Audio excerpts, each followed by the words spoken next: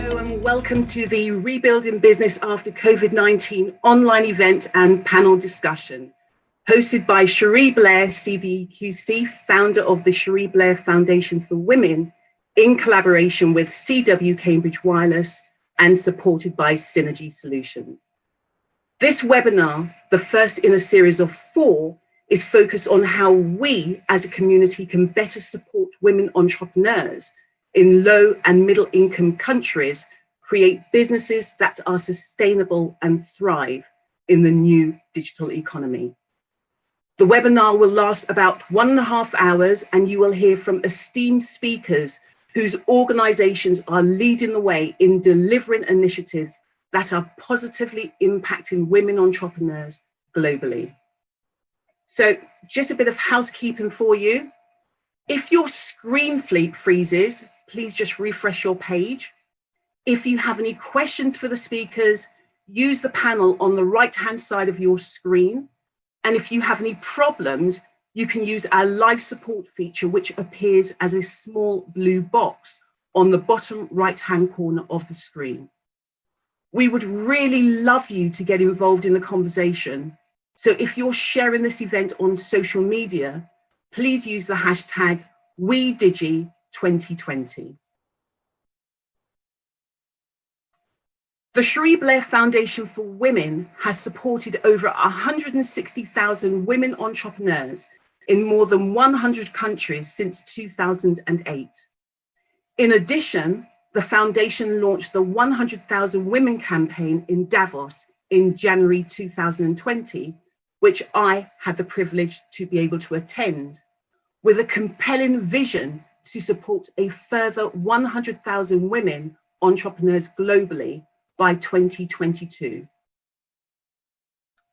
CW Cambridge Wireless is a not-for-profit, members-owned organisation with a mission to help our members network, learn and grow, with significant expertise in driving innovation through collaborative working, sharing knowledge and building connections, leveraging over 1,000 technology companies ranging from major network operators, device manufacturers, through to innovative startups and universities.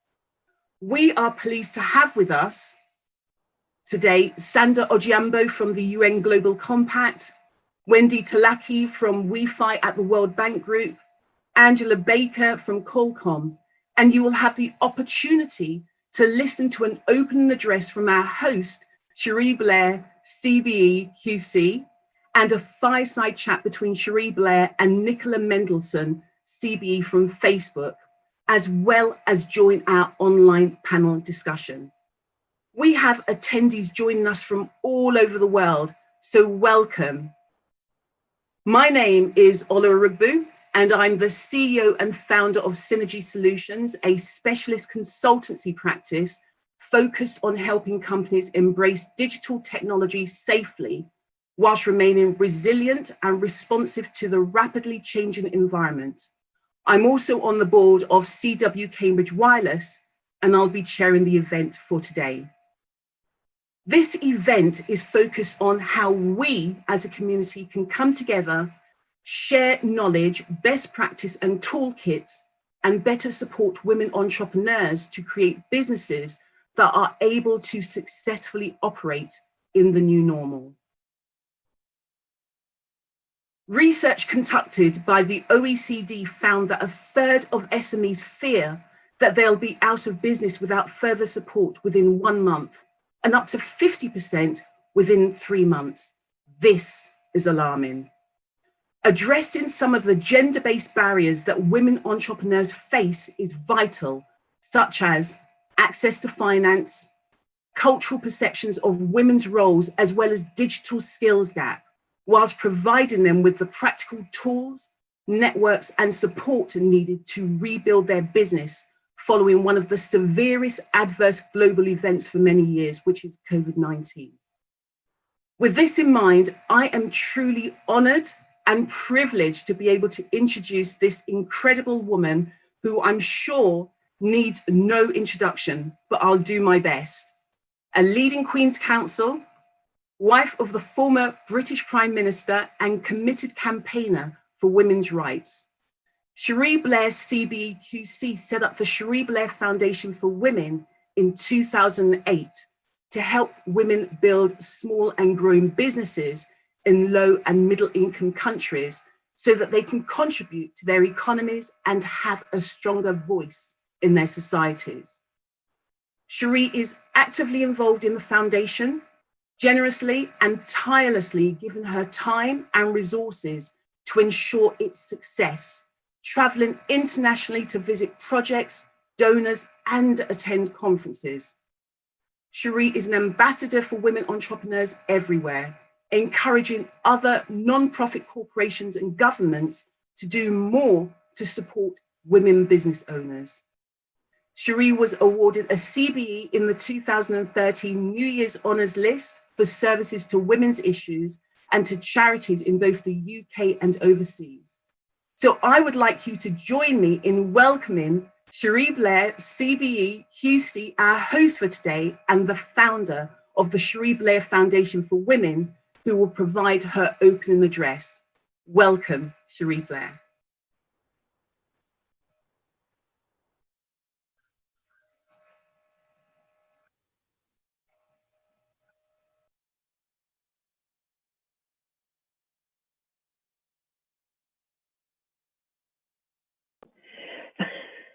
Hello, everybody. Thank you for that wonderful welcome. And I'm so delighted to be here at this critical time for women in business. We know that business across the world has been devastated by the social and economic consequences of COVID-19. And it's radically changing the way we live and work and pushing us further into a digital world. So to survive, businesses must move into the digital economy. In low and middle income countries, mobile technology is proving to be a lifeline. It's helping businesses to adapt the way they trade, interact with customers, bank, and market their products. But not everyone is ready or able to embrace the new digital reality. Before COVID-19, women were already disadvantaged in business, least likely to have access to technology and knowledge, more often denied the finance, skills, networks, and support to enable success, and dealing with competing priorities like a grossly unequal share of unpaid domestic labor.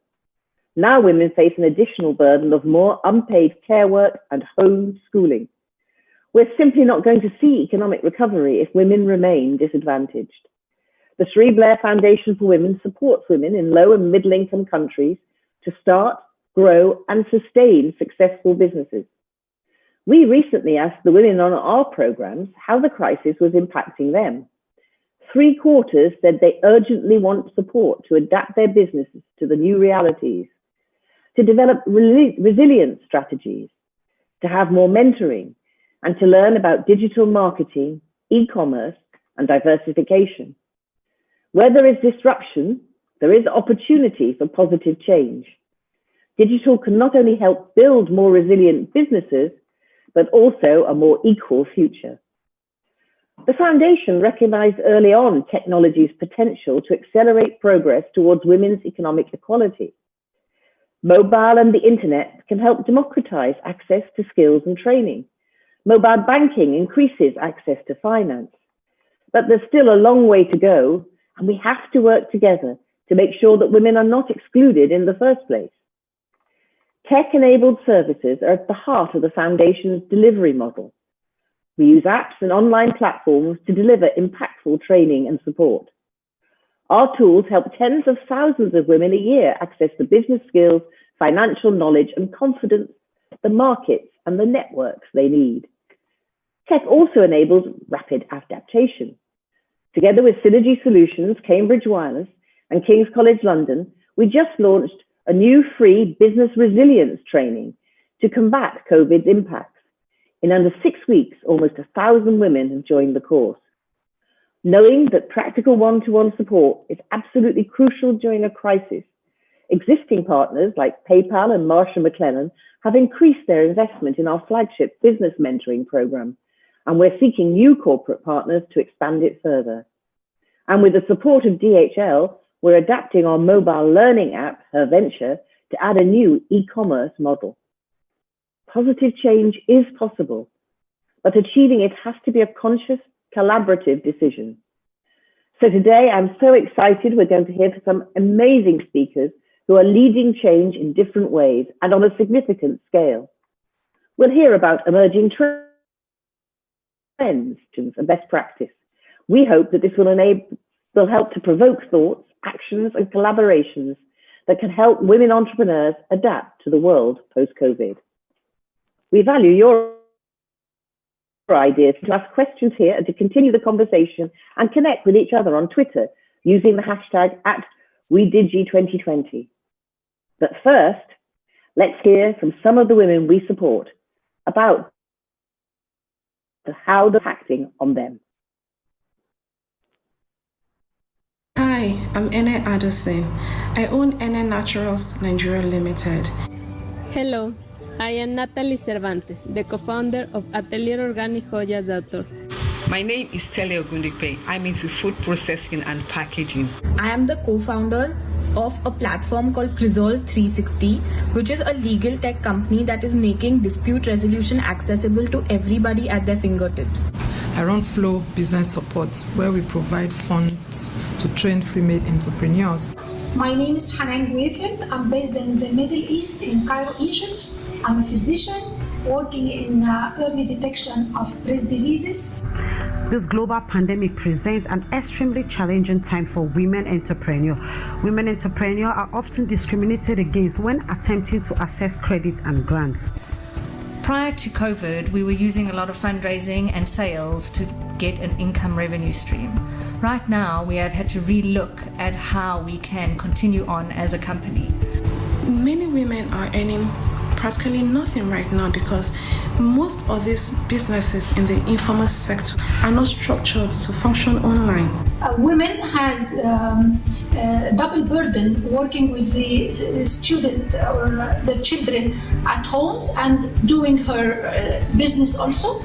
Trying to split the time between the house, the work, my husband's work time, my work time. It's really not so easy when I need to actually, change all the business around. This pandemic does offer an opportunity for a business like mine to make resolving from home the new normal. But the road ahead is still filled with more challenges, especially when it comes to being a woman entrepreneur and coming from a field which is otherwise male dominated. And as we all know, we do not have old girls club for women where we can run to get support in cash or in kind. As women, we are building naturally to handle pressure. It's like labor pain.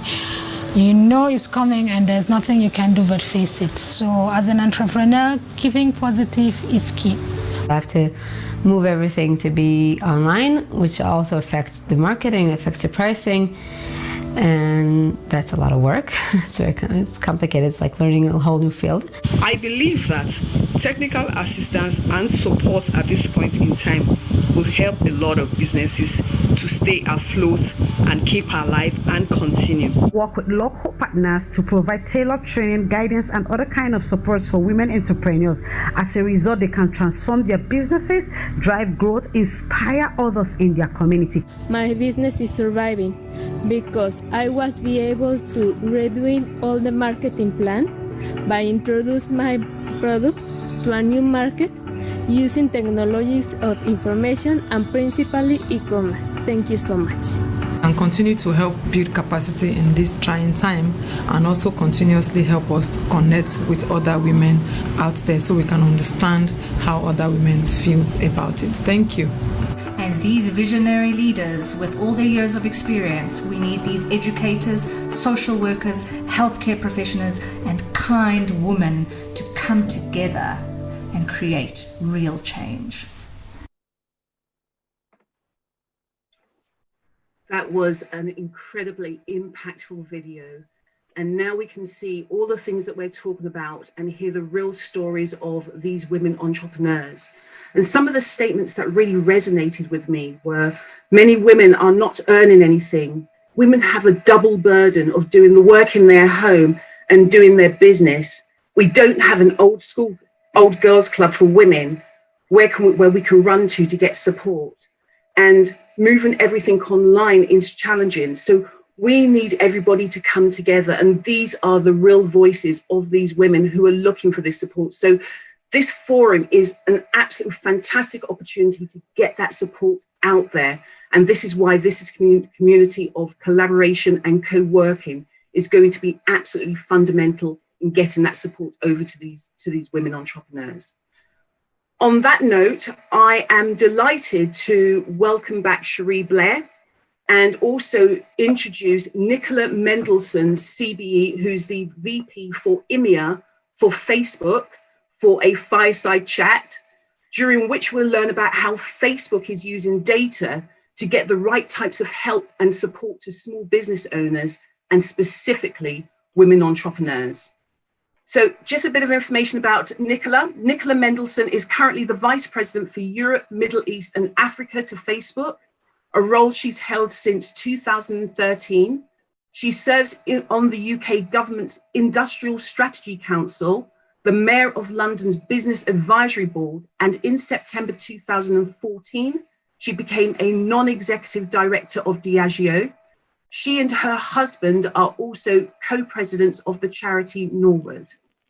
In 2015, Nicola was awarded a Commander of the British Empire for services to the creative industries in the UK.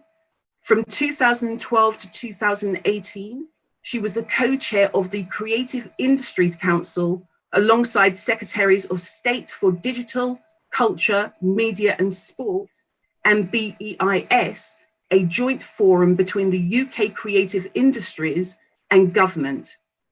In 2019, Nicola founded and launched the Follicular Lymphoma Foundation, a charity focused solely on raising funds to help thousands of people living with follicular lymphoma to live well and get well.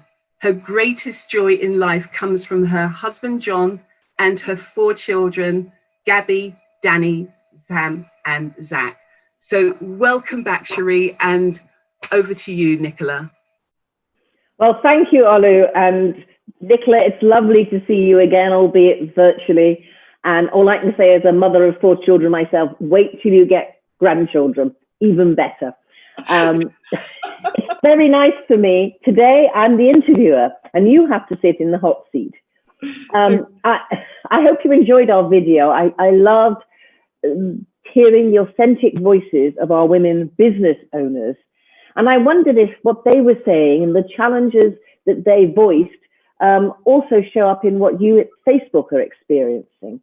And I wondered if you could start by sharing insights into what Facebook has been seeing in relation to women entrepreneurs and the challenges they're facing in low and middle income countries during this terrible pandemic. Yeah, so first off, I'm absolutely thrilled and honored to be here today. Olu, thank you for that much too generous introduction. And Cherie, it's wonderful to see you. I loved watching that video, and it just made me realize how much I miss the old world where I would be traveling every week, and I would be especially going out. And I made it a priority since I joined Facebook that I would always go and do a women event wherever I was in the world. And it was usually meeting with small business entrepreneurs that were women, and some of the best days in the job. But so many of the things that they talked about were exactly the things that we are seeing as well. And I think they talked about it far more eloquently than I will. But this has been a challenging time for business in general, but it's been an even more challenging time for women in business in general, in particular female entrepreneurs at this time. We're seeing around the world that a greater number of female-led businesses are more likely to be impacted. And there's so many reasons for that. One is in part due to the nature of some of the businesses that we see that women are in, especially around lifestyle, well-being, hospitality, travel, tourism, being very severely impacted, personal grooming, that whole area. We're seeing also the challenges that we've always seen, but are even worse in this period with women's access to capital, finding funding, emergency funding. It's always been difficult at the best of times. It's become even more so right now. And then we heard it on the video, the number of women that are also having to deal with the challenging circumstances of working out how you do domestic responsibilities within the family as well. And that's putting on an extra strain as well. So so many aspects coming in, but all in all, it says that this is going to be a very, very challenging time. And I wonder, and I'm most worried about actually, that so much of the great work that's been done in the past around closing that gender equality gap is actually going to broaden out unless we kind of really put measures in place now to make sure that that doesn't happen. Well, absolutely. Are you seeing new trends or changes in the way that businesses are using digital tools to support their business? And do you think there's an opportunity there to shift to allowing women to have more of a use with digital more, give women a bit more access at this time? Yes, definitely. And actually, our research has been telling us over the last couple of years that women are more likely to use the Facebook family of apps and services more than men. So that's good, because that's a competitive advantage, especially in a world where more and more people are starting to shop and think about how they can access things online. Just to give a couple of examples, we've seen a massive increase, a doubling in the use of messaging and video chats. And you probably all think about how you've been communicating during this period as well. It's really been different. And we've helped and created products during this time to enable that to happen further. So for example, on WhatsApp, you can now do a group chat of 8 people. That wasn't possible before. And similarly, we're seeing small business owners really jumping in and seeing those trends and then responding to customers in the same way. So I'll give you an example. There's a fantastic restaurant run by an amazing woman in Thailand. And when the lockdown happened, obviously you couldn't get into the restaurant. So how do you do a home delivery service? The restaurant's called Penguin Eat Shabu. And so she put out a note on Messenger, anybody want anything? Within a minute, 350 people went, yep, I'm hungry, I need X, Y, or Z. So it went so well. She put a second one out, 2,500 people signed up on Messenger to get a hot pot.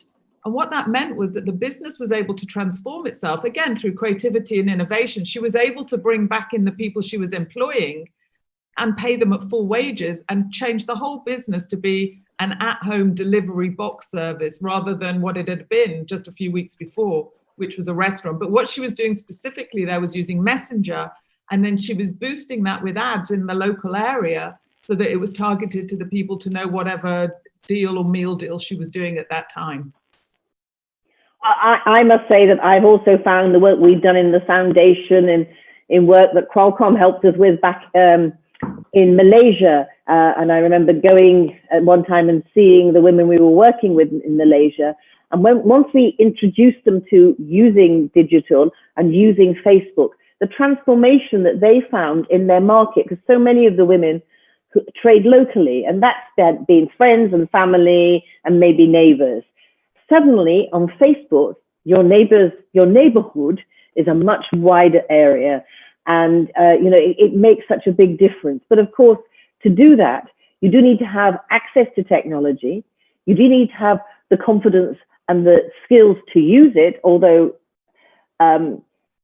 it's not difficult to use, but if you're uncertain about technology, it can be difficult. And these are the sort of things that we need to do more of to help women in particular who like Facebook, who feel comfortable with Facebook, use that and other tools to expand their businesses. Do you think this is also having an impact in the way they're able to manage their work-life balance, if I can put it that way? Do you see any evidence of that? Very much so. And again, I see it from the women that I've met over the years and also the feedback that they're giving us. We're definitely seeing a shift that I think will continue post the pandemic about people working more remotely. The need to have an office might not necessarily be the case going forwards for companies whereby it's more of an office-based work. But I'm also seeing that in craft and manufacture as well. More and more people are looking at, well, do I actually need to be in a big city? Or can I reevaluate and think about, could I actually work better in an area away from the city, which is actually going to be cheaper, might be easier to get other people to be employed in those areas. And I think what digital enables is that actually, as you say, your customers can be anywhere in the world. You can talk to them as though they are literally passing the shop, so to speak, on the high street, even though it's a virtual high street. And I think that's going to continue. So I think we'll see more remote work. I think we'll see more people moving outside of cities all over the world. And I think that will change the way and the nature of, if you like, presenteeism. which was always something I found quite ghastly. I think that's gone, because I think what we've also seen is that this is a period where people have been able to see that work can be done in a different way. And in many ways, you know, the world of work hasn't been reimagined for probably 100 years since the beginning of the Industrial Revolution.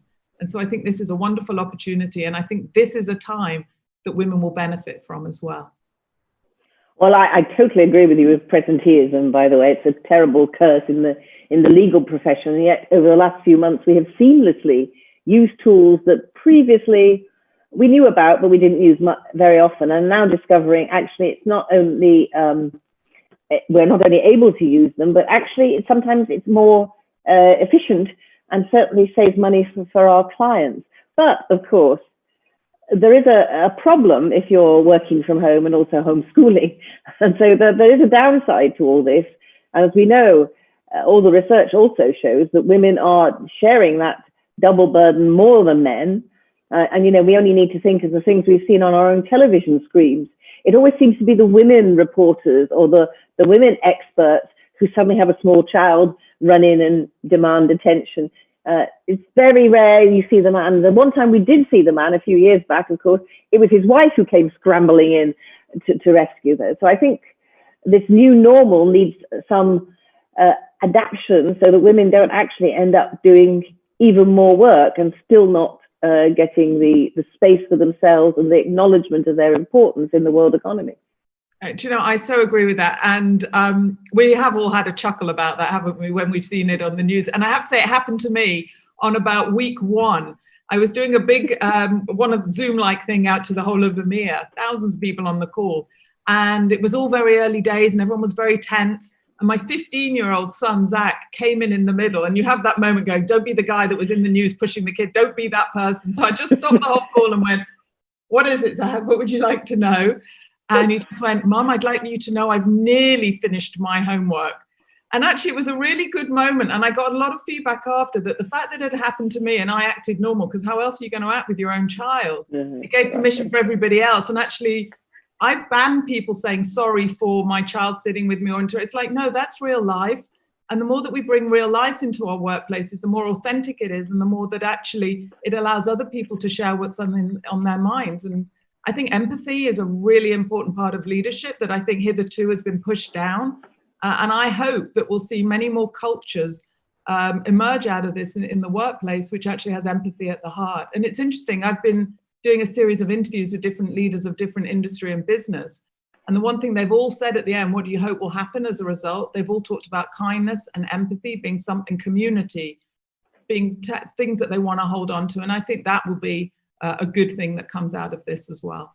I couldn't agree more. And those values are often associated with women leaders in particular. But talking about, you know, how do we make sure, because we've seen in the past, haven't we? We know historically and now women aren't getting equal access to technology. And we need, therefore, to redress the balance. So I think Facebook are having quite a few initiatives, particularly targeted at women entrepreneurs. And I wonder if you could tell us a little bit about that. I know you've got a She Means Business program in Nigeria, a country that we work in a lot. Yeah, so actually She Means Business program was something we've been running for about 5 years now. And we've now trained over 500,000 women all around the world in about 40 countries. And I've personally been to both Nigeria, Kenya and South Africa with the program. And it's amazing. In pre-COVID, we used to do in-person events, but we've always also done online learning as well. So we have a She Means Business Hub that's accessible to anyone. It talks to you about how you can set up your business online for free on both Facebook and Instagram. And then it shows you how, if you want to target and you want to do advertising for just a handful of pounds, dollars, euros, you name it, whichever currency, you can target the people that matter to you. And I'll never forget, I remember being on literally on the streets of Soweto on the cafe there. We did an event with about 20 women entrepreneurs. And I was talking to this one woman who made amazing jewelry, just the most incredible jewelry. And I said to her, oh, where's your customer base? She said, New York. Or my main customers are in New York. And you just go, how amazing. Because like even 5 years ago, that probably wouldn't have been possible. that she was having direct contact daily with these customers in New York. So that was fantastic to see. And we've also in this, so that's a program, have a look. And the other thing that we've also launched recently is a book called She Means Business. And it's all available online, it's free, and it's got lots of tips and tricks in there from some amazing female entrepreneurs about making sure that you don't go through the same battles and lessons that they went through. So I would definitely recommend looking at that as well after. But we've also made sure that we've put out there as well a number of other things for small businesses at this time as well. So we've got the She Means Business Hub, but we've also got a small business hub as well. And we've launched a number of products in order to help small businesses in the recovery at this time. So there was an ask made about, could we actually create fundraisers for small business? And in the past, we just did it for charities. So we did. We've created fundraisers for small businesses. We've created gift cards for small businesses so you can pay it forward. So if you're in a lockdown in a country, you might not be able to go to the shop or the restaurant, but you can buy a gift card, if you like, that you can then trade on and use after. And so many other areas as well. But those are just some of the things that we're doing. But do have a look and check out the hubs. Of course, talking about gift cards and things like that, it touches on the big problem that we find all the time, which is women's access to finance for their businesses, which is very much affected by sexist assumptions that, you know, we found when we surveyed our women entrepreneurs. They still were having people saying, well, you know, where's your husband? What does he think about this? Or women really don't understand money, so we're very reluctant to lend to them. Or, you know, women just aren't aggressive enough to be successful entrepreneurs. So what do we do to help give this financial support to women, this training and skills that they need in order to gain? Because all businesses in the end, if they're going to grow, are going to need some kind of access to finance. Yeah, I agree. And so there's the access to finance that you spoke about and the skills. I'll talk about both. On the access to finance, we've been trialing something in West Africa, which is an accelerator program, a 6-month program where we've been working with a variety of different businesses. And what's been great to see is it has then enabled them to go off and I think raise over $500,000 worth of finance that was much needed at that time. So have a look out for that. But on the training side and the very specific tech training, the skills and digital training about how you can market your business better, do have a look out for something that's called Boost with Facebook. And we've been training millions of small businesses around the world with this program, series of webinars. There's a hub for information as well. So do look out for that. We do it in different languages in different countries at different times on a rolling basis as well. So those are a couple of things that I think to look out for. One which hopefully you can get very quickly, and one maybe might take a little bit longer, but just to be aware that it exists. And what about the business community in general? I mean, do you think they could do more to help women entrepreneurs? I do, actually, I do. And I've been really inspired by some of the work that I've seen in Israel, actually, where some of the big companies work with Facebook to, if you like, adopt some smaller companies and to have the kind of CEOs and the leadership on the big companies being the mentors of those companies, which I think is a really interesting model. And I think we could see more programs like that in existence as well. So yes, I think there is more that we can all do. Well, I'm a great believer in mentoring too. In fact, we have a very successful mentoring platform where I know Andrew and others may talk about it later, but many of our women actually don't necessarily get support from the CEOs, but we tend to look for middle managers who perhaps are more at the sort of level of business that the women are at, to help them. So anyone with over 7 years experience of business can for a year partner with a women entrepreneur, and we're in over 100 countries across the world. And for 2 hours a month, just be that, what one of our women mentees said, the invisible friend who walks with me on my journey, not to tell me what to do, but to help me work out the right solutions for my business. Oh, I love that. I think that's absolutely wonderful. I believe in mentorship too, and sponsorship, which is even more active than mentorship. But the thing I would say on that as well is they do often come to a natural limit when you've probably got as much out of that mentor as you can. Don't be afraid of chucking your mentor at some point. Do it nicely, obviously, but you might need different things at different times. And so I agree with you, actually. Often it's more useful when you have somebody that's maybe 1 or 2 years older than you in a parallel world, that can give you the best advice because they probably were living it not so long ago. But equally, you'll need a refresher at some point. Don't feel awkward. It's your business. You're in control of its destiny. And it's almost like your own little board of advisors. It needs refreshing every now and then. Absolutely. In our scheme, it's a year's program, so that's good. But perfect. I'm afraid that we have come to the end of our chat. And I know you and I can chat for forever because we actually really are friends. And so it's so lovely to see you. And we'll move on now to our panel discussion. So I'll pass back to Olu, but just to say once again, Nicola, thank you. Thank you for joining us today. Really appreciate it. Great. Thank you so much for that really interesting fireside chat. So really good to see the work that Facebook is doing to support small businesses and specifically women entrepreneurs. There are a lot of questions for Nicola, but what I would like to say to you is let's save the questions. Nicola will be joining us in the panel session and you will have the opportunity to ask those questions. So now I am pleased to introduce you to Sanda Ojiambo. And Sanda, she's going to talk about the how businesses can align their operations and strategies with UN SDGs. Sanda Ojiambo is the Executive Director of the United Nations Global Compact, launched in July 2000. The United Nations Global Compact is the Secretary General's strategic policy and advocacy initiative calling for the alignment of business operations and strategies with 10 universal principles in the area of human rights, labor, environmental, and anti-corruption. It also motivates companies to integrate the SDGs into their core business strategies and operations. Ms. Ojiambo brings 20 years of experience to lead the UN Global Compact.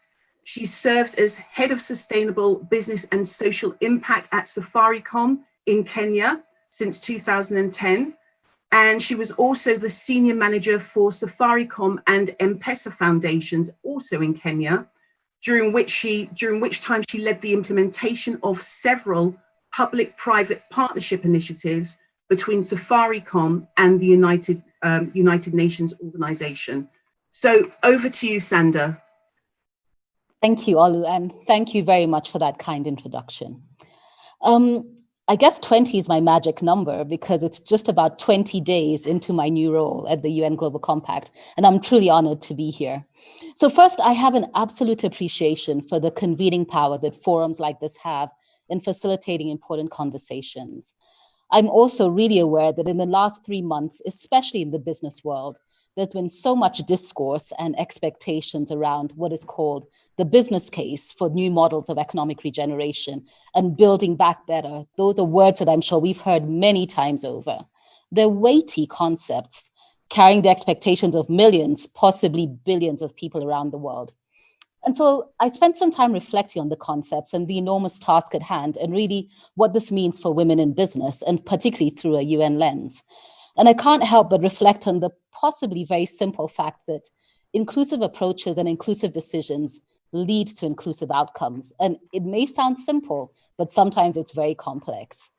You know, I also acknowledge that whereas business cases are at the core of business decisions, at some point, and particularly when we have to make decisions between saving lives and saving livelihoods, as many people have done during COVID, sometimes consideration just needs to go towards looking at the role that moral and ethical leadership decisions will play, along with and above the business case. So my position is that the moral and ethical and business cases for gender equality has long been clear. We know that women's participation in leadership has proven to be essential to driving forward economic and financial importance. There's studies that show an estimated US dollars 28 trillion could be added to global GDP by 2025 through investing in gender equality. But at the same time, a statistic we've all heard, it's probably going to take us 257 years to close the gender gap. What a missed opportunity for humanity. And truly, why is this so? I think we're all aware of the distinct historical, structural, financial, regulatory, cultural, and social barriers that women face. In fact, you know, we're probably at one of the most unequal moments of time in our history, across gender, across pay, across race, across income, and a whole host of other inequalities. For a moment, if I said to us, well, let's close our eyes and reflect on the distinct call to action of the Sustainable Development Goals, which was to leave nobody behind. I'm sure if we closed our eyes and thought about who has been left behind, we'd all have a woman in that image.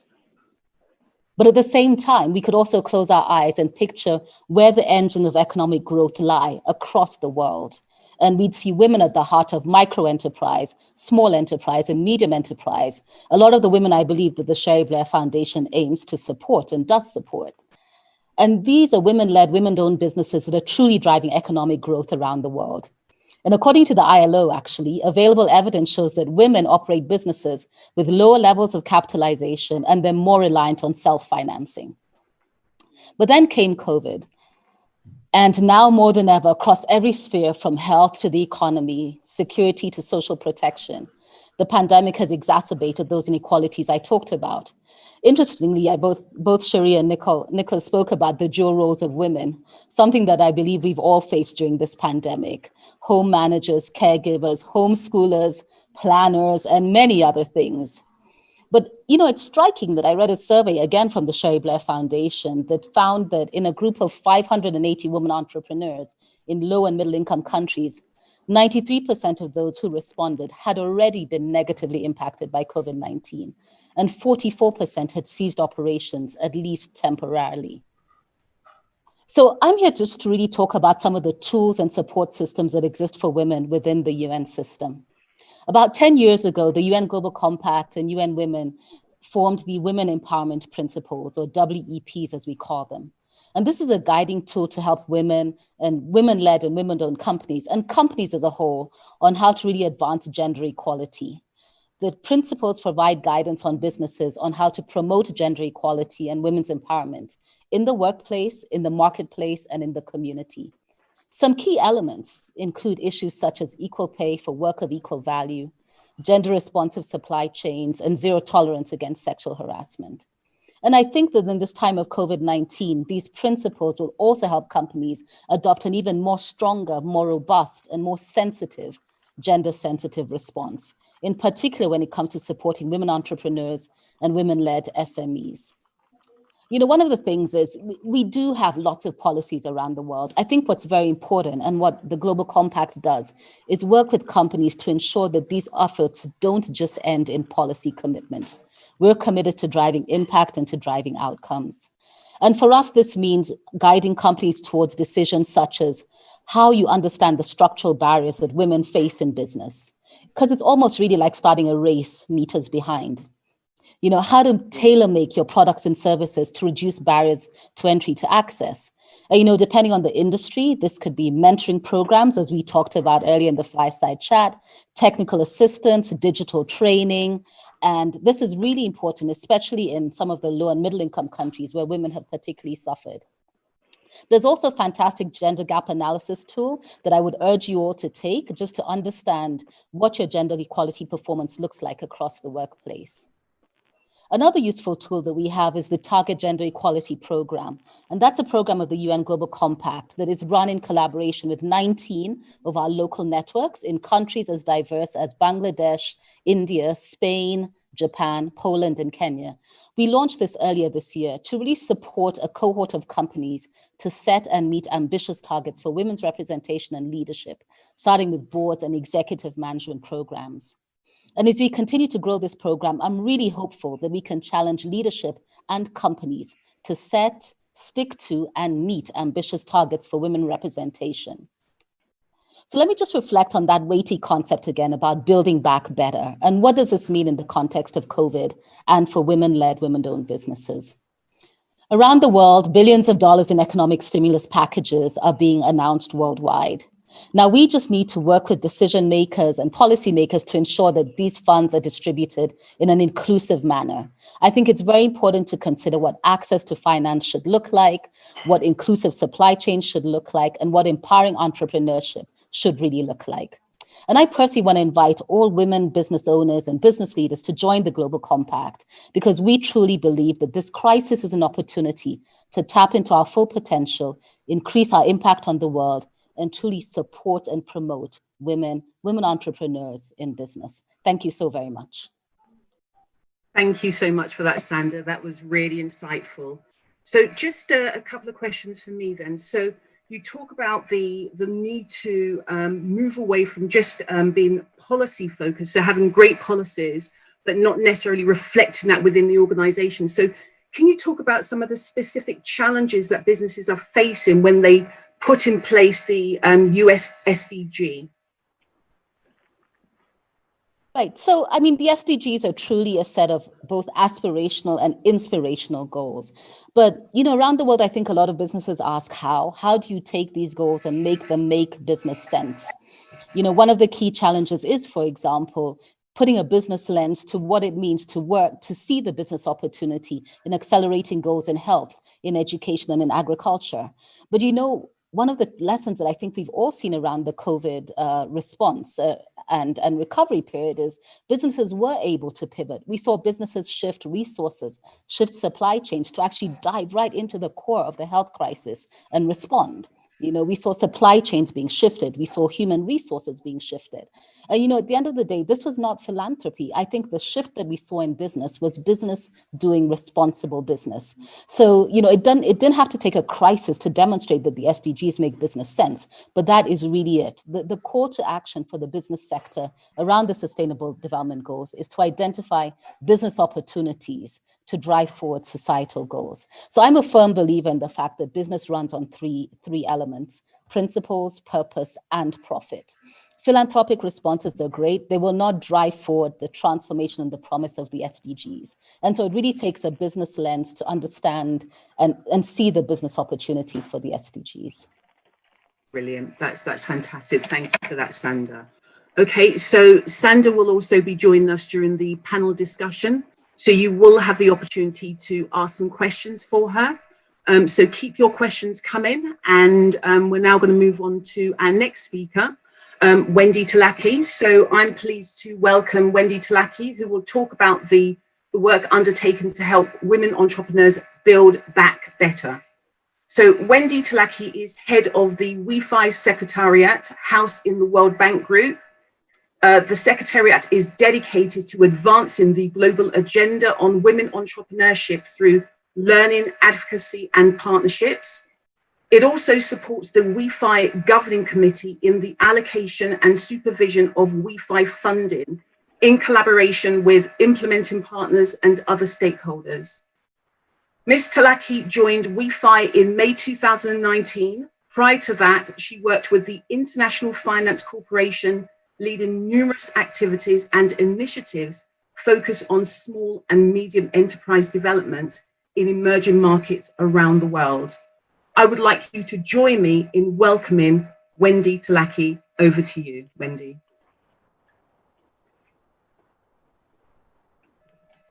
Thank you so much, Olu, for that kind introduction, and thank you to the Cherie Blair Foundation and Cambridge Wireless for inviting me to speak today. I've been such an admirer of the pioneering work that the foundation does to support women entrepreneurs around the world, and obviously it's a topic close to my heart. So it's been delightful to hear the previous speakers talk about this important topic and share our experiences as well. As they've noted, with the COVID crisis, we're confronting a massive multidimensional challenge. And even though the healthcare crisis is a tragedy on a massive scale, it's really the economic and social disruptions that are going to spare no one. And the long-term effects will be profound for all of us. But, you know, in the work that we're doing in emerging markets, working with women, working with small business owners, the challenges are really compounded. And as we've watched how the world has changed over the last 3 months, it's really given us pause to think about what we can do more to find the opportunities to support these women and find those green shoots that will help us build back better. So I'm really delighted to be here to talk about some of our experiences, what we're seeing. The organization I lead, the Women Entrepreneurs Finance Initiative, where I lead the Secretariat, is housed at the World Bank.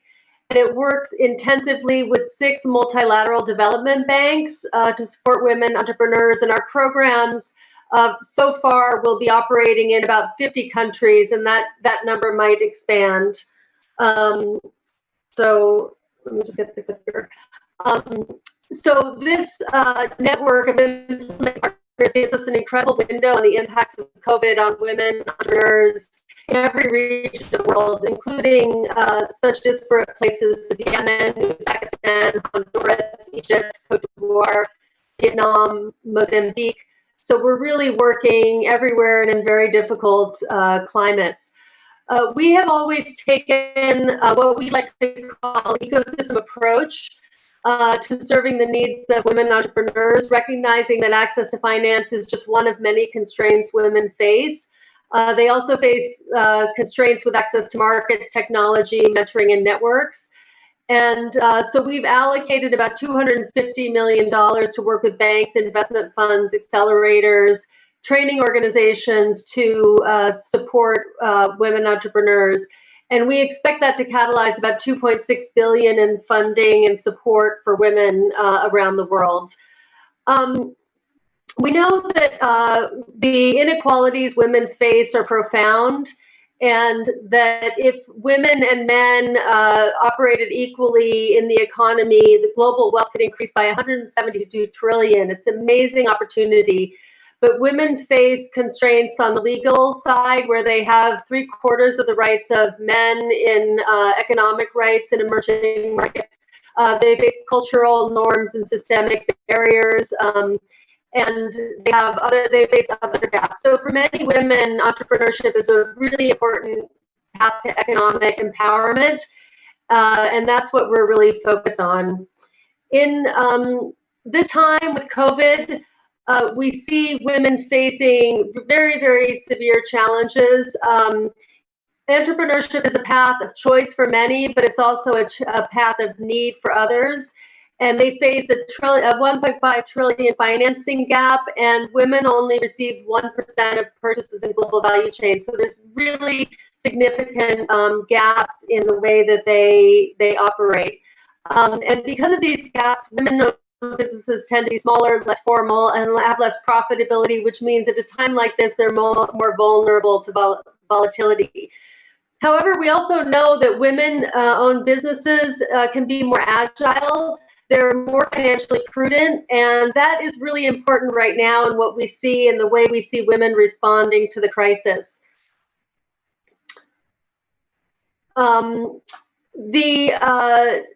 Even though what we've seen from past crises is that women have been more affected because of their financial vulnerabilities and social vulnerabilities. In COVID, they're particularly hurt because of their emphasis and their strengths in the service and trade sectors, which are most affected right now. And so we've seen in a recent survey of 6 African countries that in, for example, Uganda, 61% of women-led firms have no sales now. And that's versus 22% of male-owned firms that have no sales now. So the decline in sales is precipitous for women. And we also see similar information in business closures where significantly more women's businesses are closed already due to COVID than male-owned businesses. So we're seeing some distressing information, but the important thing is we're seeing more and more women close the digital gaps, reaching out for mentoring networks, and we see that happening at higher rates than we see with men, and being more involved in training programs and programs that will help them pivot. And this pivot is really the essential part of what we're seeing.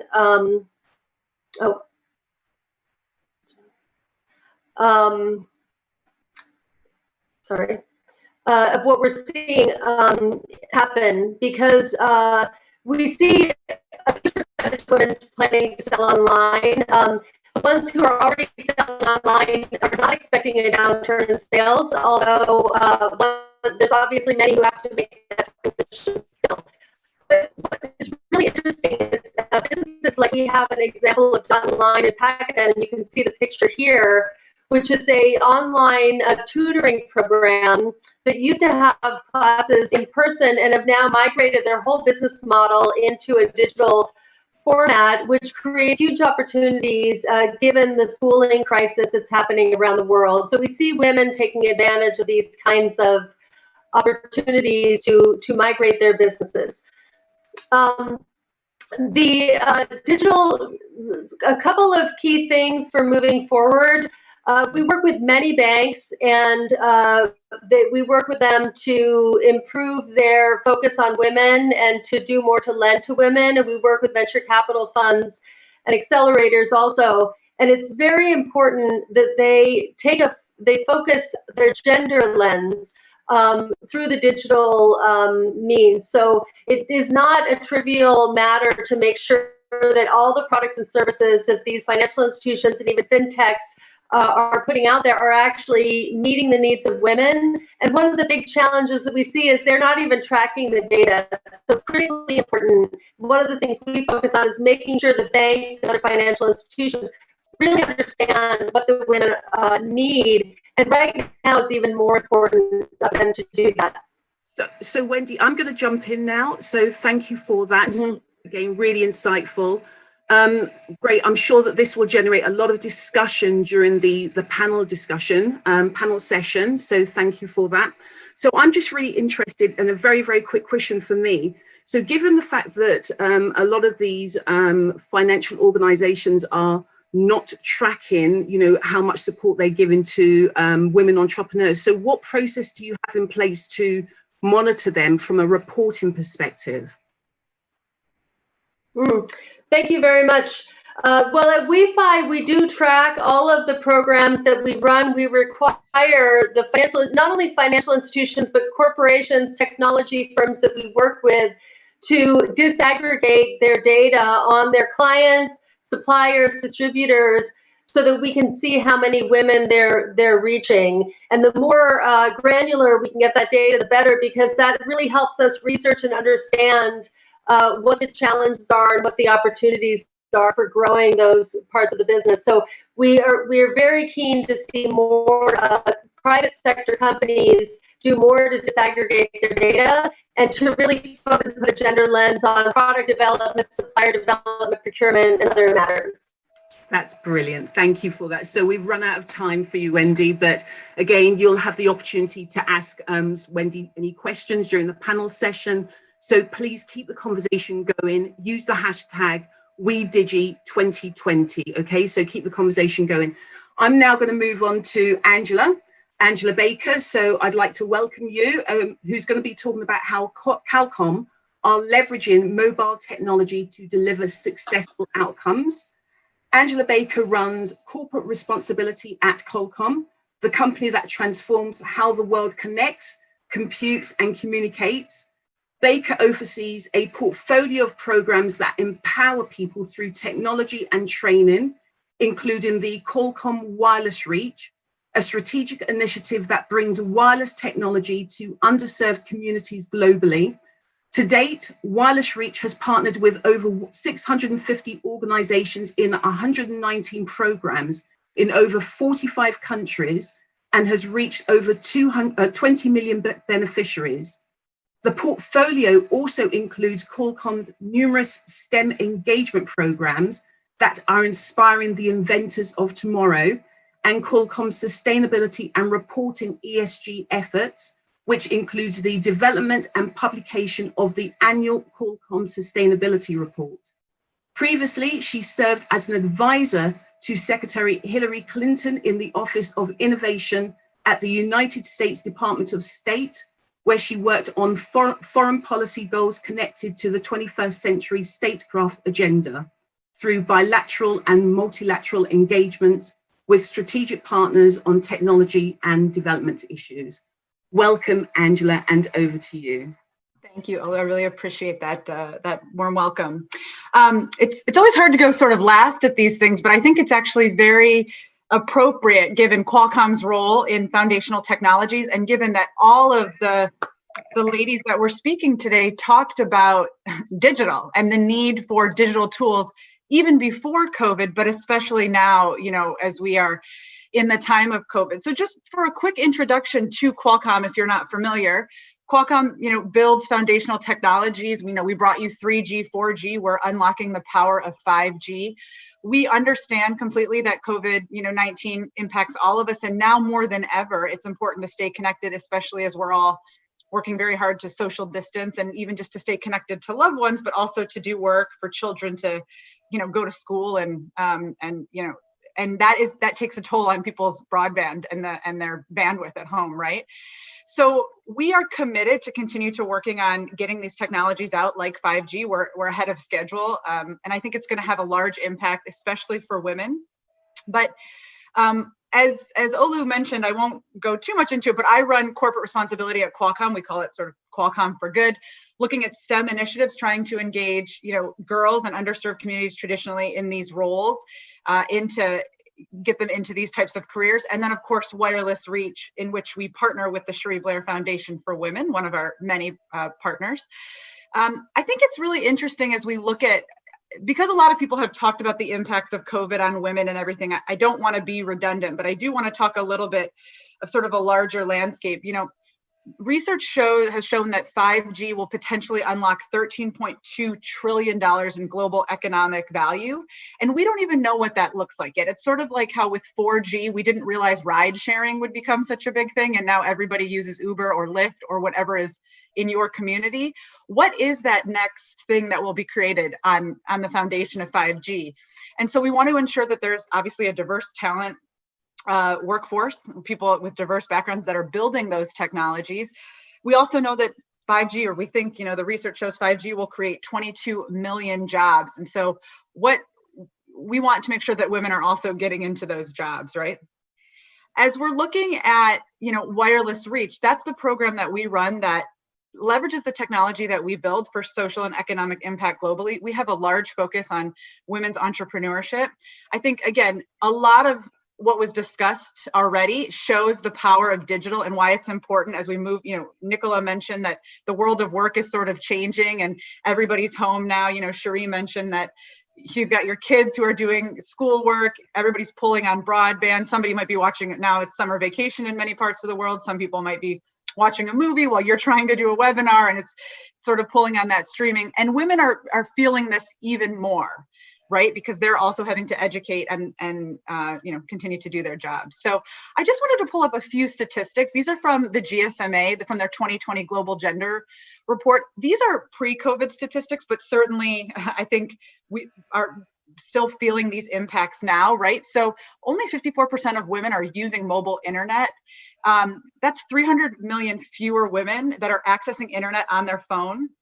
Sanda, obviously with your previous experience, I'm sure you're very well versed in these statistics, but this has a huge impact, right, for women's, not just women entrepreneurs, but access to, health information, telemedicine, education for your kids.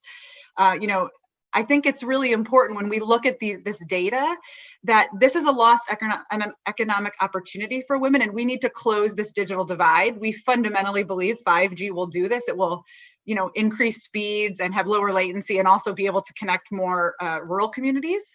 And we expect that will happen at a quicker pace than 4G. But I think that we need to get there. I think others on the panel, mentioned that it will unlock more economic opportunity for women. But specifically, I think in the time of COVID, we are seeing that this is even more important than before, to close this digital divide, to get women access, to have them, access to the internet, but also access to things like capital, finance, new markets, and new customers. I love that story, Nicola, you told about the woman who pivoted to sell hot pots. And I think that's just, she's a restaurateur in Thailand, but to sell, to pivot to sell hot pots. And that would have been impossible without digital, right? I just think, it would have been very localized to her community. And so it just really does expand markets and open up new opportunities. And that will become more relevant than ever now in the time of COVID. I did want to touch on our partnership with the Cherie Blair Foundation for Women. We've worked with the foundation since 2012 with a lot of success. We started the program together in Malaysia, as Sheree mentioned, and we visited many of the entrepreneurs there. And one of the things that really struck me was that, of course, all around the world, people are using their phones the same way we all use our phones for access to many things, right? You use it for work, you use it for personal, for entertainment. and really to see how these women were at that time working with a mentor to help grow their business. But then also use it for, finding new ways to do their business, right? We met this baker who learned how to make different cakes that she didn't know how to make before because of YouTube. In the essence of time, I'll just sort of wrap it up here, but just to say that the developer program that we've been doing with the Cherie Blair Foundation has been quite successful. Of course, it's tied to goals 5 and 8 of the UN SDGs, which Sanda talked about. We've reached 8,000 female entrepreneurs through 2 parts of that program. The first is Her Venture app, which gives access to training, digital skills, digital literacy. It's very accessible to women because they can do it at their own time in their own home, which is even more relevant than now because of COVID-19. And we do have plans to work together to continue to scale in Vietnam and to nearby countries. Thanks. Angela, thank you for that. So that was, again, really insightful. I've got a question for you. So 5G accelerating, and we can see the absolute opportunity that presents. But given that we're supporting women in low and middle income countries, there appears to be still a lack of infrastructure in the provision of communication services. So how do you address this dichotomy between more women entrepreneurs going to digitize their business and the fact that the infrastructure is not there? Does that not place a cap on the ability of their business to move forward? I definitely think it places a cap. I think the promise of 5G is that we expect that it will roll out quicker than 4G. So in some places it might even leapfrog if they don't have 4G. There's been research that shows that 1 billion people will be connected by 5G by 2023. That's much quicker than the rollout of 4G that happened previously. I think infrastructure is going to be extremely important here, and we're certainly working as well as a number of mobile operators who are actually delivering on connectivity with governments for this infrastructure build out, because that's going to be clutch. That's imperative. And so we need to ensure that we're not just going to urban areas. Of course, that will be the first place that it's rolled out, but to also take it out further to rural areas and to give access to people where they need it, right? Because it's otherwise it will further, widen the digital divide, and that's in nobody's interest. Absolutely. Great. Thank you for that. Okay, that's great. Thank you. Okay, so again, keep your questions coming. So as I mentioned before, Angela's also joining the panel, so you'll be able to ask questions then, and continue using the hashtag WeDigi2020. So, faced with the biggest global crisis in decades, many women entrepreneurs within low and middle income countries have experienced severe impacts to their business, with heightened risk of business closure due to lockdown measures, restrictions to their supply chains, production or service reduction, plummeting customer demand, restricted access to finance, and even greater pressure in their home, provided by, having to care for children not in school, the sick and the elderly. In response to this challenging environment, the Cherie Blair Foundation for Women came together with CW Cambridge Wireless, Synergy Solutions, with contributions from King's College London, SLVC Voice Training in London, the digital marketing agency Rubber Cheese, amongst others, with a common purpose: to build a rapid response program of support for women business owners in low and middle income countries, focused on helping them to combat the effects of COVID-19 whilst preparing them to operate in the new environment. The Cherie Blair Foundation for Women already had deep expertise, having run multiple initiatives that teach financial literacy and business skills for women entrepreneurs, leveraging technology through their Road to Growth program, their massive open online course, and their micro-learning app, Her Venture. This expertise was blended with that of CW Cambridge Wireless, who brought with them their network, co-creation expertise, and digital innovation, as demonstrated through a number of initiatives jointly developed using their strategic partnership model, ranging from the co-design of a connected hairstyling device for GHD, the global leader in hair tools and subsidiary of the third largest beauty company in the world, Coty, through to the development of a COVID-19 early warning system for medical staff. Furthermore, CW Cambridge Wireless brought with them the vision to use technology to positively impact the world through the CW Unplugged initiatives. In addition to making technology more accessible to digitally excluded groups, helping women entrepreneurs globally aligned with this vision. This joint expertise was combined with the support of Synergy Solutions, who has significant experience of helping companies from startups through to high-growth scale-ups and FTSE-listed companies to build and drive digital transformation programs safely, and that of our collaborators from the business and academic sector. The focus for all of the collaborators was to put together an online program of practical interventions for women entrepreneurs to enable them to combat the effects of COVID-19 and continue to economically contribute to their families, communities, and wider economy. Our objective was threefold. Number one, to provide a rapid response and support focused on empowering women entrepreneurs to protect their business during COVID-19 and help their businesses to thrive afterwards by getting the right type of support to them at a grassroots level. The Business Resilience Programme was the result of that collaboration. Number two, to drive digital inclusion. The Business Resilience Programme combines digital training with a purpose-built online learning management platform using gamification methodology. The program is also accessible through mobile channels. And number three, to remove any financial barriers to access the program. So an English language version of the Business Resilience Programme was developed and made available free of charge to women entrepreneurs in 70 low and middle income countries. This is just the start. We built and launched the Business Resilient Programme, including the technology platform, within 6 weeks. We believe that there is more work to be done to help women entrepreneurs to adapt the way they do business and move from global economic crisis to recovery by helping them to rebuild their business and fully exploit the opportunities presented to them through digitization.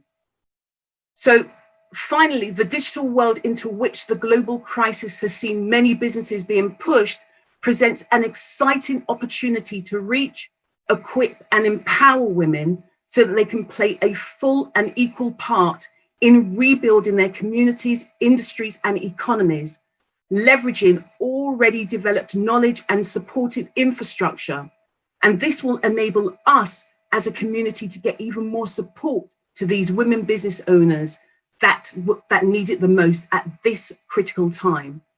So again, let's keep the conversation going. Join us by using the hashtag WeDigi2020. And we're now going to move on to the panel discussion. So let's take a look at the questions. So I'm pleased to welcome back Cherie Blair, our host for today, Nicola Mendelsohn, Angela Baker, Sanda Ajambo, Wendy Talaqis. So welcome back. And let's check some questions from our panel, from our audience. So this is a question for yourself, Nicola. You spoke about how Facebook allows women to connect.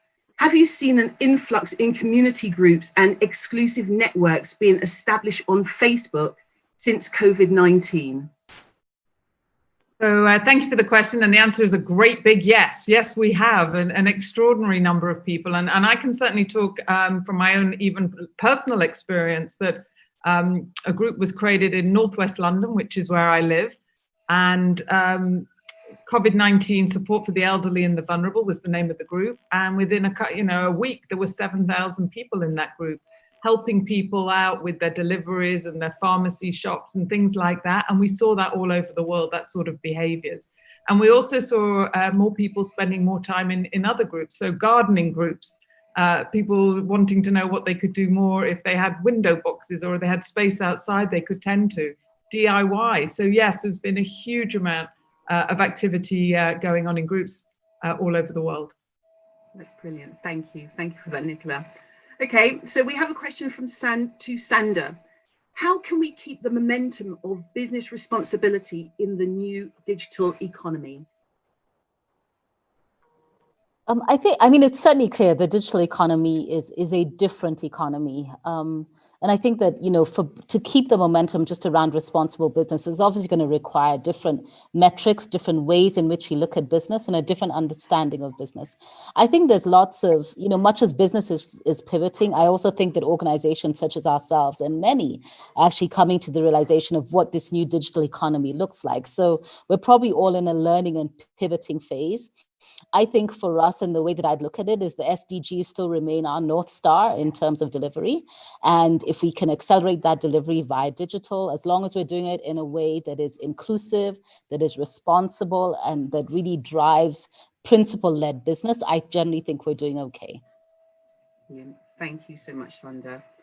Okay, I have a question here for Wendy. So, a question for Wendy is, when will you go to Turkey? So when will Wi-Fi be available in Turkey? Oh, so you probably need to come off mute, Wendy. Yeah, thank you very much for the question. It's hard for us to say because we work through the multilateral development banks, and as I've mentioned, we have about 50 countries that are either currently actively receiving some kind of Wi-Fi programs or will be in the very near future. And very shortly, we will be allocating another 50 million approximately for another round of funding, which will operate in new countries as well as some of the existing countries. In addition, some of the funds that we allocated are already being used in new countries, so it's possible that Wi-Fi will be shortly doing some work in Turkey, but it really is something that we work through our implementing partners. Of course, one of the things that Wi-Fi tries to do is focus about 50% of its funds on low-income and fragile states. So we do have a lot of programming happening in those countries, and middle-income and upper middle-income and lower middle-income countries represent now about 40% of our funding. Okay, that's brilliant. Thank you for that, Wendy. Okay, another question from the audience. So, how can we ensure women get access to 5G-enabled tech so that they can be competitive in the digital marketplace? That question is for Angela. Absolutely. So a lot of 5G rollouts are happening right now. They've been happening since last year. So first thing I would urge you to do is check in your country when the rollouts are happening. Many of them are still on track, even though we're in the middle of the pandemic. Many of the governments have still committed to roll out, and then it will continue to roll out in countries, and devices will be available. And many devices that you can get that will be 5G are also compatible with 4G, so you can have it and have it be used compatibility when 5G actually does roll out. That's probably the best way. Okay, that's great. Thank you for that, Angela. Okay, another question here from the audience. So this question is, what can we do to change the burden of childcare defaulting to women, to the woman of the household? I'm going to head that over to Nicola. Honestly, I think this one is difficult because I think it is something that has happened over generations. I can tell you what I did with my family, all of us, because I don't think it's just on the partner as well. I think if there's children, children can get involved. We sat down and we made a very clear schedule, and everyone kind of signed up to it. And so we literally put it in writing and we stuck it on the fridge and said this was what was going to happen. Now, I'm very aware that my kids are slightly older. I told you about my youngest being 15. I know that that's much more difficult if people are homeschooling, got younger children where you physically have got to be with them all the time. But I think it's, the other bit of advice that my 21-year-old son gave me was, Mum, sometimes you just have to drop your standards a little bit. And actually it was very good advice at the beginning, I have to be honest, because you couldn't maintain the same things that you were doing before as you were doing after with everything that was going on. And so I do hold that in the front of my head. But I think we have to have the honest and open conversations about it. I can see Wendy wants to jump in on it though. Yeah, that's great. Excellent. Okay. Thank you. Thank you for that, Nicola. Wendy, what are your thoughts around that? Olu, I just wanted to mention two things. First, the data that we're seeing is that women now are spending 6 hours a day on those childcare and home domestic aspects, whereas men are spending only 3 hours per day. So this is among entrepreneurs. So if you're running a business and you're having to double the amount of time that you're spending on domestic care issues than your competitors, it is a significant cost to women. So this is really important. And there will be, all of us have to have our personal solutions at this time of crisis. But one thing I would note is that one of our implementing partners, the International Finance Corporation, has done quite a bit of work on how we can get more childcare embedded in the private sector. So our private sector companies stepping up to make sure that their employees have childcare available either in-house or elsewhere, especially for younger children. So it's very important that the private sector step up. And if they want to have a company that really is equal for women and men, that they think about how childcare is handled. Brilliant, thank you. I'd be interested to hear from Mrs. Blair. She's had a very, very busy schedule, given her role as a QC and the wife of a former Prime Minister. So what are your thoughts? You're a wonderful example of, how we women should be following you also. I don't know about that, but Nicola, I so identify with lowering your standards. We've been self-isolating along with my 20-year-old son, but also my 3-year-old and 2-year-old grandchildren. And so I've had to be a little more tolerant of a bit more mess, because we can't do everything, and sometimes it's just easier to leave the toys out. So that's one thing. But the point that Wendy makes, of course, about this burden on women, I hate to use the word burden in some ways, because of course our families are so important to us, and I get such joy out of my grandchildren. But the reality is, of course, that men do not do their equal share, and I think this is very much a generational thing. I do feel that my son, I know my son is doing so much more than his father is, but his father in turn did more than his own father did. And so I think that we are seeing both young men wanting to and young women demanding that this share of, this is vital work. How do we keep our households running? How do we support our children? It's not just women's work. And, we need to value this work more, and we need to make time for it. And employers need to understand that that's what makes us human beings, and therefore, in the end, better, more contented, more committed employees or business owners in this case. So I think there's a real opportunity here for what's happened with the COVID crisis to start rethinking the whole way of how we do work. And I think Nicola and some of our other speakers today have mentioned that. And technology makes that so much easier. Technology enables us to do things we couldn't dream of doing before, including things like having this conversation here. And not only we don't have to travel to do that, which saves us all a lot of time, but also being able to communicate with so many more people across the world who wouldn't either been able to afford or have the time to come and listen to us. And that we should embrace that and work out how we do more virtually. Absolutely. Thank you. Thank you for that, Mrs. Blair. I've got a question from Helen McCurchan, CEO at Cherie Blair Foundation for Women. At the foundation, we hear a lot about the impact of stereotypes on women entrepreneurs. I'd love to hear recommendations from any of you on how to reduce these. So I guess, shall we start with yourself, Cherie? So Sandra, and then go around the room quickly. Listen, I think we have to focus a lot more on, as I said before, making these, tackling these assumptions about what's a woman's role and what's a man's role, and understanding that all of us actually have an obligation, particularly when it comes to caring responsibilities within a family, whether it's younger or older. And on an individual basis, I always say, choose your partner carefully. Absolutely. Thank you for that, Cherie. Sandra, I'm coming over to you. So I'm from Nigeria. You're from Kenya. So I know that there is some real cultural expectations around the role of a woman. So given some of the issues around gender and gender roles, how do you cope? What are your recommendations for dealing with men and managing your household in an African environment?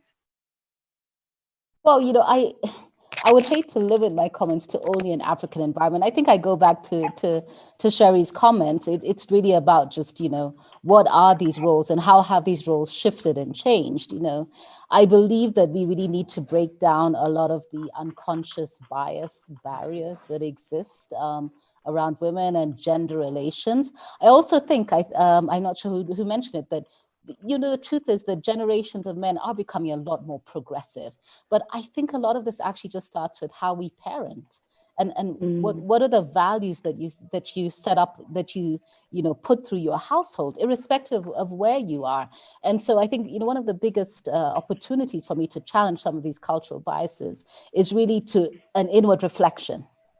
Who are you? What do you want for your children and your children's children?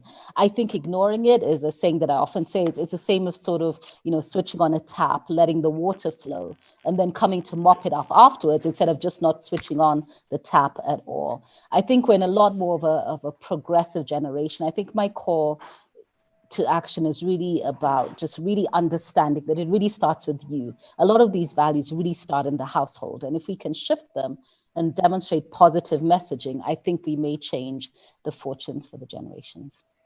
I'm sure that's true, but simple, but yeah. No, but Sorry, the trouble, go ahead. I can say that is absolutely true, and I agree with trying to bring up my sons and daughters in that way. But the fact is, those in control at the moment tend to be older men, and we also have to do something to make sure that they also are aware of what's going on. Whether it's reverse mentoring or just sheer pig-headed battering them over the head until they listen. We need to do more about that too. Yeah, I absolutely agree with you, Sheree. I mean, I think that's at the younger sort of contemporary generation. At the leadership level, a lot more role modeling and a lot more just demonstrating the value of shifting these barriers. Great. Thank you for that. And that's a really nice point to end this panel discussion. I think, hearing what you're saying around challenging some of the cultural biases, we're operating in a much more progressive generation now. Values are incredibly important, and it starts in the home. So really good way to end it. And I'd like to thank you all for, your time today and contributing to the discussion. There is so much that we've learned from you today. So obviously today is the start of a much bigger conversation. Supporting women entrepreneurs to thrive in the digital economy is a complex issue. We can't resolve it alone. After this event, we're going to send you an email setting out just some of the ways that you can get involved. So please continue the conversation. So you've got our various handles there. So you've also got the WeDigi 2020 to share your insights and make connections. Get in touch with the Cherie Blair Foundation for Women and their team and find out how you can get involved in the 100,000 Women campaign, and read more about the Foundation's award-winning Mentoring Women in Business program. The program provides you and your company with an impactful and rewarding volunteering opportunity you can do anywhere, and it's a perfect way to connect your expertise with women entrepreneurs in low and middle income countries. You can also talk to us to learn more about upcoming CW Cambridge Wireless events. In fact, we have an international conference taking place on the 22nd of September. So our details are there so you can reach out to us, or if you require support with your digital technology programs and initiatives, again, you've got our contact details. So thank you to each and every one of our speakers. Thank you to our host, Cherie Blair. Thank you to Sandra Ojambo, Wendy Talaqis, Angela Baker. I would also like to thank our partners and supporters, so CW Cambridge Wireless, the Cherie Blair Foundation for Women, Synergy Solutions. And I would also like to thank you for joining us during this webinar. And finally, A big thank you from me, Oluwarugbu. Let's keep the conversation going. Use the hashtag WeDigi2020. Thank you.